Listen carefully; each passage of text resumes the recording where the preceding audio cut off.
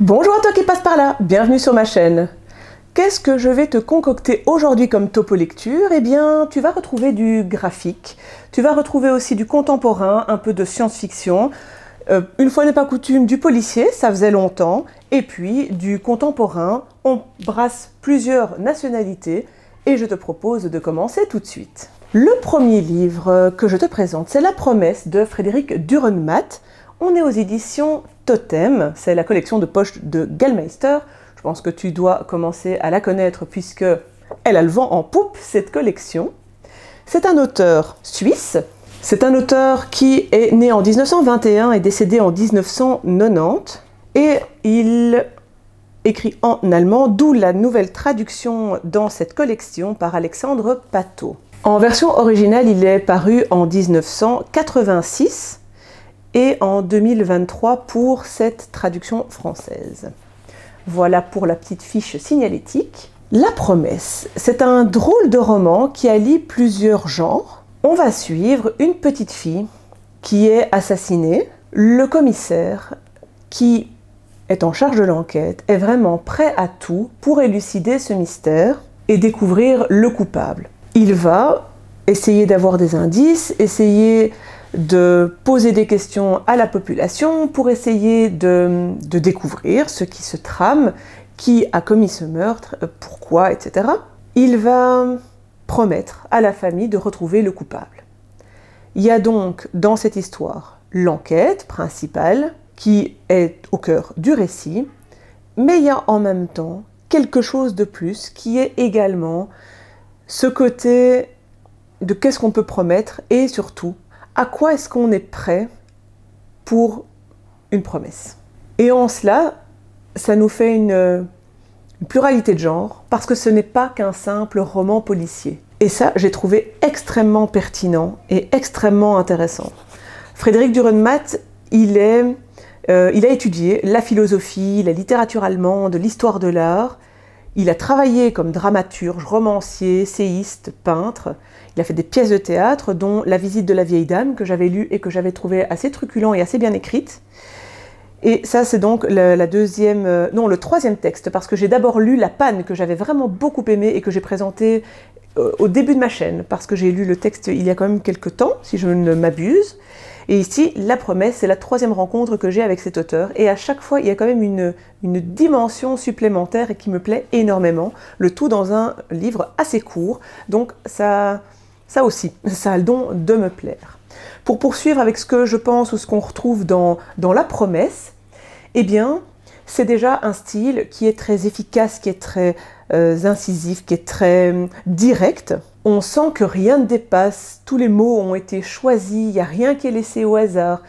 On ne s'ennuie donc à aucun moment parce que il n'y a rien de trop, il n'y a rien à jeter. C'est aussi un livre dans lequel on commence et qu'on ne sait plus lâcher. Je n'ai pas su moi m'arrêter. J'ai eu envie de savoir ce qu'il allait advenir de ce commissaire, de cette enquête et des différentes personnes qu'on croise, hein, mais principalement ces deux-là, enfin, je veux dire l'enquête et le commissaire.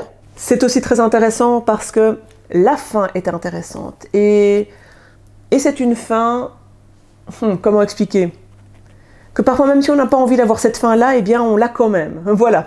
Alors c'est pas qu'elle est prévisible, hein, au contraire, moi je l'ai pas du tout vu venir, mais à la fin on se dit « Oh non, mais pourquoi ça se termine comme ça ?» Eh bien ça se termine comme ça, voilà. Et ça en rend l'histoire bien plus intéressante. Voilà, je n'ai pas beaucoup plus à en dire. Si tu connais l'auteur, c'est facile parce qu'on est déjà, je pense, séduit et donc on y va avec sécurité et enthousiasme. Moi, j'ai envie de découvrir d'autres choses. Je ne sais pas s'il y a eu d'autres livres traduits, mais vraiment, j'aime beaucoup cet auteur et ce qu'il nous propose. Et j'aime les différents niveaux de lecture. Ça, c'est peut-être un peu fort, mais le fait qu'on retrouve un roman policier, donc c'est haletant, et on est pris dans cette enquête, et en même temps, on a ce côté qui nous fait un peu réfléchir, qui nous fait prendre de la hauteur, et qui nous fait aborder la situation d'une autre manière. Voilà, c'est très bien fait, c'est bien écrit et c'était très plaisant à lire, donc voilà pour La Promesse. Je reste dans le policier puisque j'ai lu Dernier parking avant la plage de Sophie Loubière. On est ici aux éditions Phénix Noir, c'est une autrice qui est française et ici on est dans une nouvelle édition qui a été revue par l'autrice parce que c'est un livre donc là, qui a été publié en 2023. Mais c'est l'un de ses premiers livres. Je ne sais plus, est-ce qu'on le note ici? Parce que je ne l'ai pas noté. C'est dommage, je ne l'ai pas noté, je ne l'ai pas noté. Je ne l'ai pas noté, mais c'est l'un des premiers, peut-être même son premier. Et elle a décidé de le relire et d'enlever des parties inutiles ou de réécrire certaines parties. Mais en tout cas, ici, voilà, c'est cette nouvelle édition que j'ai lue. Je n'ai pas lu la première, donc je n'ai pas de point de comparaison. Dernier parking avant la plage, c'est un roman policier. Et il démarre sur les chapeaux de roue quand on lit ce roman. Les chapitres sont très courtes, beaucoup de dialogues, c'est très précis, c'est bien envoyé. Là aussi, le prologue, enfin, les différents chapitres s'enchaînent, laissent sur un effet de surprise qui nous donne envie de poursuivre, dans le sens où on avance vraiment bien dans l'histoire et on a envie de développer, et ça commence fort avec ce qui arrive au personnage. Alors tu vas te dire, qu'est-ce qui arrive? Je n'ai rien dit du tout. Donc, on est sur un parking et on va retrouver un adolescent qui a l'air assez traumatisé. Il s'est passé quelque chose, on ne sait pas très bien quoi. Et en parallèle de ça, on a également un autre adolescent que l'on va retrouver dans un train. Il n'a pas d'argent, il est sale, il se fait contrôler il est censé montrer ses billets. Il s'échappe à ce moment-là, il s'enfuit, il ne parle pas et il se jette en dehors du train et décède. Et voilà, ça commence comme ça, donc c'est assez puissant. On se demande vraiment qui sont ces jeunes, ce qui leur est arrivé. On va suivre en parallèle une autre famille, c'est une mère avec ses 2 enfants. Elle vient dans un endroit un petit peu camping, bungalow de plage. Et elle vient là pour se ressourcer parce qu'elle s'est séparée. Et donc voilà, on a un petit peu tout ça en parallèle. Et évidemment, on va essayer de comprendre quels sont les liens, s'il y en a, ou qui est qui en tout cas, et qu'est-ce qu'il s'est passé. Donc il y a pas mal de petites choses. Ça, c'est le début. Et j'étais vraiment très très emballée. J'ai envie de dire le premier tiers, quelque chose comme ça. Et puis ensuite, malheureusement pour moi, c'est un peu redescendu. La première raison, c'est parce que j'ai trouvé que c'était un peu cousu de fil blanc et un peu attendu.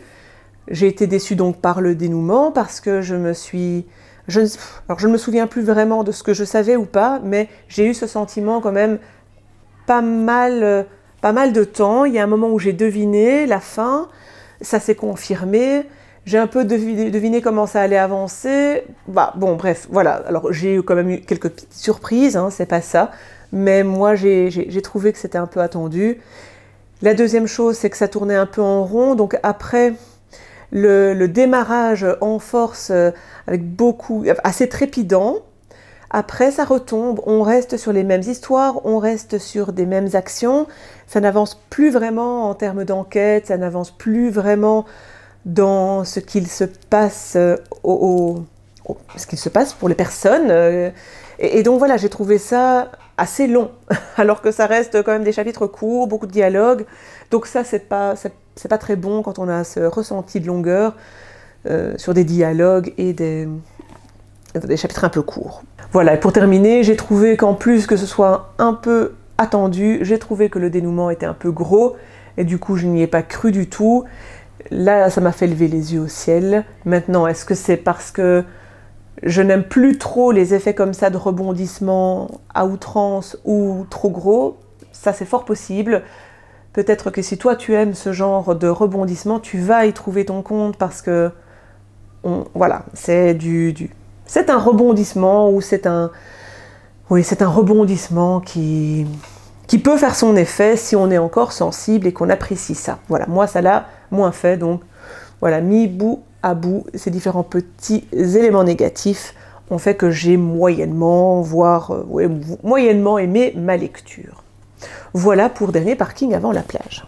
Puis, autre genre, autre style, là je te présente La Tour de Babylone de Ted Chiang. C'est un recueil de nouvelles science-fiction. On est chez Folio SF. La version originale, elle date de 2002. pour une version française en 2006. Ici, dans cette version, ça a été traduit de l'américain par Pierre-Paul Durastandi et Jean-Pierre Puggy. Donc voilà, Ted Chiang, c'est un auteur contemporain, il est né en 1967 à New York. Voilà pour les petites informations de la Tour de Babylone. Faut que tu saches aussi que c'est un livre que j'ai sorti dans le cadre de ma pile à lire de l'été. Et donc, je suis ravie parce que je l'ai sorti. Et j'étais assez enthousiaste et impatiente parce que j'ai lu Expiration de cet auteur. Et j'avais adoré Expiration, qui est l'une de mes meilleures lectures de cette année-là. Donc j'étais assez impatiente. Bon, il s'avère que je vais aller assez rapidement sur la Tour de Babylone parce que j'ai été assez déçue. Il y a 8 nouvelles. Il écrit bien Ted Chiang. Il est original, il a des idées assez brillantes. Je crois qu'il est trop brillant pour moi. En tout cas, je ne suis pas assez dans ces points scientifiques qu'il aborde, ce qui fait que j'ai trouvé les nouvelles trop complexes. Il parle de linguistique, il parle de paradoxes, il parle d'équations, et c'est pas juste en parler. Dans chacune de ces nouvelles, alors il n'y a que la première que j'ai trouvée abordable et pour le coup, en fait très chouette. Les 7 autres, si je ne m'abuse, vont aborder un point, une problématique scientifique, et c'est plusieurs branches des sciences, mais que ce soit l'informatique, les mathématiques, la linguistique, honnêtement, c'est trop poussé. Et pourquoi c'est poussé? Parce que donc, je disais, il ne fait pas qu'en parler, ben non. Il va non seulement parler par exemple du paradoxe ou de l'équation qu'il veut mettre en avant, et il va l'illustrer avec son histoire. Le problème, c'est que je ne comprenais pas déjà totalement, ou on va dire, je comprenais peu ce qu'il voulait dire. Du coup, je ne comprenais pas comment il voulait l'illustrer, et je ne comprenais pas le dénouement de l'histoire, ou ce qu'il fallait en retirer. J'ai parfois essayé de relire, et honnêtement, je n'ai pas été convaincue. Alors, soit il part vraiment trop loin, soit, si jamais on a un peu plus de bagages scientifiques universitaires dans ces domaines-là, peut-être que c'est plus accessible. Je n'ai pas voulu faire de recherche ou essayer de bien comprendre au départ ou recommencer la lecture avec une meilleure compréhension des concepts.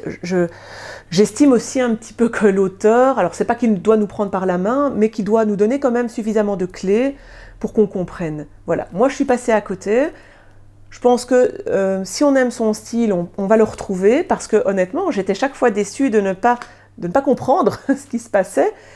Mais ça, c'est pas que le dénouement qu'on loupe, c'est aussi tout le développement, parce que là on se dit, mais avec quoi il vient, qu'est-ce qu'il veut nous montrer, qu'est-ce qu'il veut démontrer, ça nous laisse du coup un petit goût un peu amer, parce qu'on ne comprend pas, et d'ennui qui peut arriver. En tout cas, moi, c'est ce que j'ai eu, parce que je me disais, mais stop, quoi, terminons cette nouvelle, parce que j'arrive pas à rentrer dedans, en fait. Je ne sais pas rentrer dedans, je comprends pas où je vais et ce qu'il veut me dire.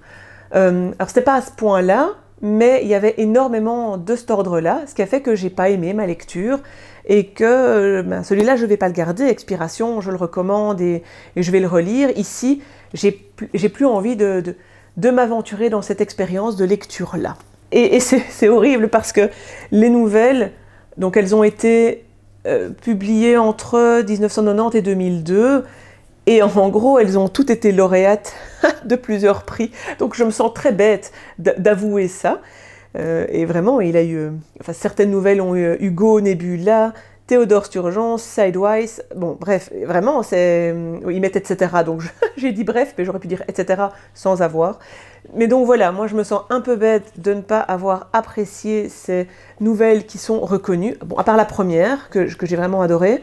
Mais les autres honnêtement, ne m'étaient pas accessibles. Je suis honnête. Voilà. Puis on revient à un texte beaucoup plus abordable. La petite communiste qui ne souriait jamais de Lola Lafont. On est aux actes sud. C'est une parution de 2024. Et je crois que c'est le premier texte que je lis d'elle. Je l'avais dans ma pile à lire et ce qui m'a décidé à le sortir, c'est la vidéo de Rose Livre dont je parlais la fois précédente parce qu'elle en a super bien parlé et ça m'a donné très envie de le sortir et de découvrir la plume et le contenu de cet ouvrage. C'est donc chose faite. Je suis super contente d'avoir découvert cette autrice française. On va suivre Nadia Comaneci en 1978 et le parti pris de l'autrice, c'est pas un témoignage, une interview qu'elle fait de l'autrice, une interview qu'elle fait d'elle-même, oui, non Jess, donc c'est une interview qu'elle fait, qu'elle passe à Nadia Comaneci, mais c'est inventé. En gros, Lola Lafont, c'est basé sur les différents ouvrages, les vrais témoignages, les interviews, tout ce qu'elle a pu récolter pour imaginer une interview avec elle et les réponses qu'elle aurait pu apporter. Une alternance entre les interviews de Nadia Comaneci et en parallèle, donc, les sa vie, comment est-ce qu'elle en est arrivée à être une gymnaste reconnue. C'est une jeune fille roumaine qui a été repérée et qui a commencé dans la gymnastique à 6 ans et qui va évoluer jusqu'à devenir multimédaillée au JO, et c'est aussi la première qui a obtenu un 10, un parfait en gymnastique. Ce qui était génial, c'est que moi, je ne connaissais pas Nadia Comaneci, peut-être juste vaguement de nom, et encore, là c'est pour me faire bien voir. Mais donc, moi j'ai appris énormément de choses, j'ai été plongée dans ce monde, je trouve que Lola Lafont nous donne quand même beaucoup d'éléments. On apprend non seulement le contexte roumain, légèrement, mais quand même, hein, il est très présent, oppressant. On voit comment est-ce qu'il met, met la main sur les différents gymnastes et trophées. C'est assez sidérant. On voit bien le régime de ce dictateur. Et puis en même temps, la vie des gymnastes et puis la vie évidemment principale de Nadia. Je trouve qu'au niveau du texte, alors Lola Lafont écrit bien, par contre moi j'ai trouvé que parfois il y a un peu trop de digressions et c'est parfois pas assez linéaire, donc ça me perdait dans le texte, je comprenais pas très bien parfois les enchaînements, donc j'avais une info et puis une autre info et j'étais là mais quel est le lien entre les deux, comment on est passé de cet événement ou de ce point-là à cet autre point. Et ça, je ne sais pas si c'est voulu ou si c'est son effet stylistique, mais ça m'a un peu dérangé et perturbé dans ma lecture. Sinon, elle écrit très bien et c'est très immersif. Quand je suis ressortie de cette lecture, j'ai eu clairement envie de me renseigner. Je me suis renseignée, j'ai vu des vidéos sur le régime de Ceausescu, je suis allée voir des vidéos de Nadia Comaneci pour voir ses différents enchaînements, pour voir un petit peu des interviews d'elle, pour voir aussi d'autres gymnastes. Ça m'a donné envie de découvrir un peu plus ce monde que je ne connais pas et que je ne regardais plus à la télé parce que j'avais regardé quand j'étais plus jeune. Donc voilà, c'est un chouette sentiment quand on termine un livre et que ça nous donne envie d'explorer davantage. Moi, c'est vraiment le bienfait que ça a eu sur moi, cette envie de curiosité. Voilà, je terminerai juste avec un dernier petit élément qui était un peu plus complexe, c'est que parfois on ne sait pas le vrai du faux.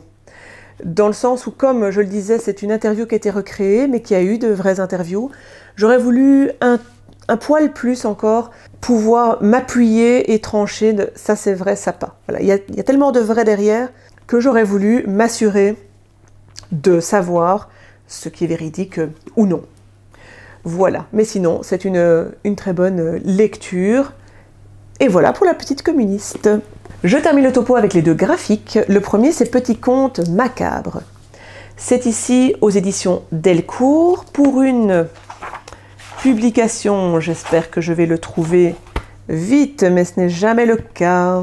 Une publication en 2023-2024. Ici, pour la traduction, c'est 2024. Et on est avec 4 auteurs américains de bande dessinée, Eric Powell, Mike Mignola, Becky Cloonan et James Aaron.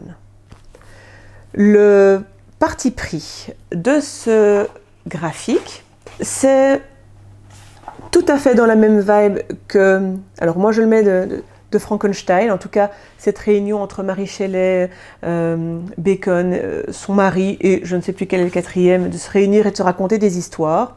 Ici nous avons la même chose, on est à Londres en 1843 et nous avons 4 auteurs qui sont ensemble. Il y a 3 auteurs qui sont invités par leur hôte. Ils veulent passer Noël. D'entrée de jeu, on voit que ces personnages sont très sarcastiques, ne s'apprécient pas, mais ils passent quand même Noël ensemble. Et il me semble que c'est l'hôte qui est Eric. Donc les auteurs sont vraiment les 4 auteurs ici.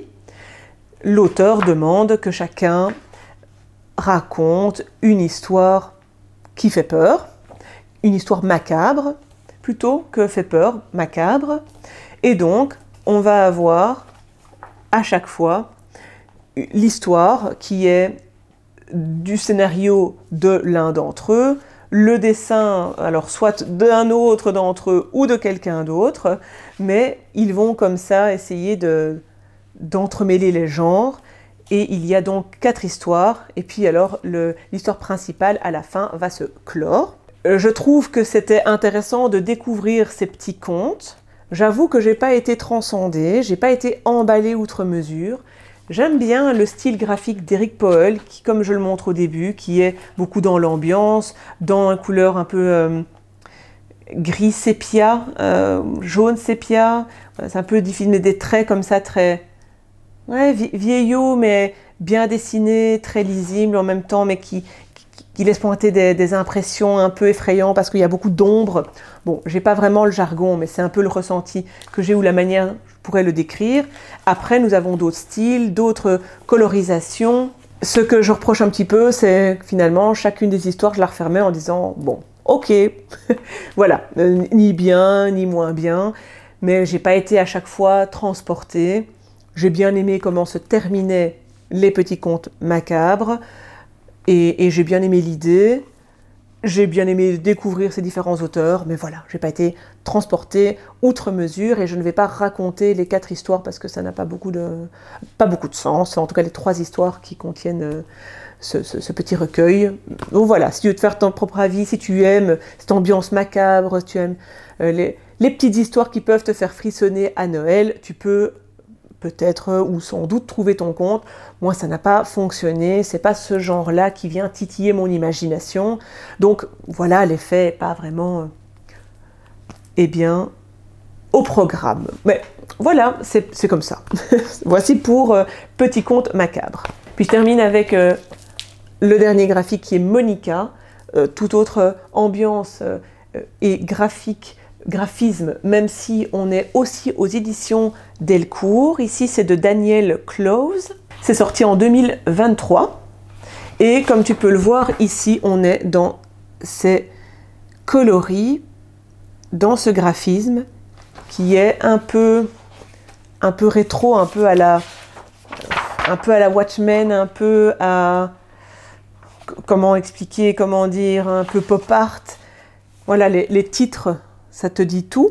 On est sur une histoire assez traditionnelle, mais mise et montrée sous un prisme psychédélique. On va suivre Monica, qui dans l'histoire est une jeune fille. Elle vit avec sa maman au départ.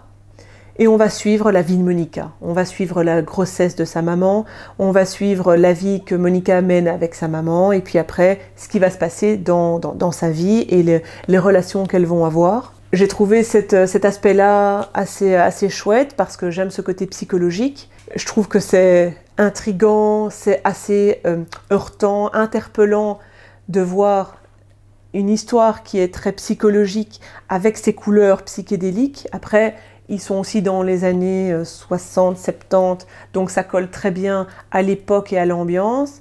Et c'est un effet style qui est intéressant parce que il va à l'encontre du propos. On a vraiment le fond qui est lourd et difficile avec cette forme qui est joyeuse. En tout cas, on a l'impression que c'est joyeux et que c'est coloré, vif et qu'on s'amuse, et en fait pas du tout. Donc pour toutes ces idées-là, j'ai beaucoup aimé. Par contre, moi je n'aime pas ce style graphique, donc c'est difficile de dire que j'ai adoré parce que c'est pas le cas, je n'aime pas. Donc voilà, à partir du moment où déjà ça ne colle pas, bon, ben, c'est un peu loupé. Et je dois dire que bon, je reste un peu dubitative sur la fin. Voilà. Je n'en dis pas plus, si tu l'as lu, dis-moi. Mais je pense que ça c'est vraiment, je ne suis pas le public cible pour la forme, parce que honnêtement, elle a beaucoup de qualité, cette BD, et j'aime, voilà, j'ai quand même remarqué et repéré pas mal de choses. Et si je l'avais eu en roman, en fait, j'aurais adoré les histoires et ce qu'on raconte et le destin de vie de Monica. Et donc, voilà, j'espère en tout cas que ça aura pu donner envie à d'autres personnes, parce que ce serait dommage qu'elle s'arrête là, ou pour les autres aussi. Moi, ce que j'attends, c'est que les livres rencontrent leur public, que j'ai aimé ou pas. Finalement, je m'en fiche. J'aime certains livres, mais tu n'es pas obligé d'aimer les mêmes que moi. Voilà. N'hésite pas à communiquer, à échanger et à commenter le topo du jour. Je t'attends en commentaire si le cœur t'en dit. Si tu ne sais pas quoi dire en rapport avec les livres, mais que tu as envie de te manifester, n'importe quel emoji est bon. Voilà, même juste un petit smiley qui sourit. Moi, je trouve que rien que ça me met du baume au cœur. Comme je le disais la fois précédente, il y a un nouveau bouton qui est le boost. Normalement, tu as jusqu'à 7 jours pour booster la vidéo. Parfois, c'est pas possible, parfois ça l'est, je ne sais pas dans quelle mesure. Mais si jamais tu as l'occasion, que tu vois apparaître ce bouton booster, enfin cette possibilité de booster, et que tu as envie de soutenir la chaise, la chaise aussi, si tu veux soutenir la chaise, tu peux, et si tu veux soutenir la chaîne, encore plus. Sinon, je te souhaite d'excellentes lectures et en attendant que le plaisir de lire soit avec toi.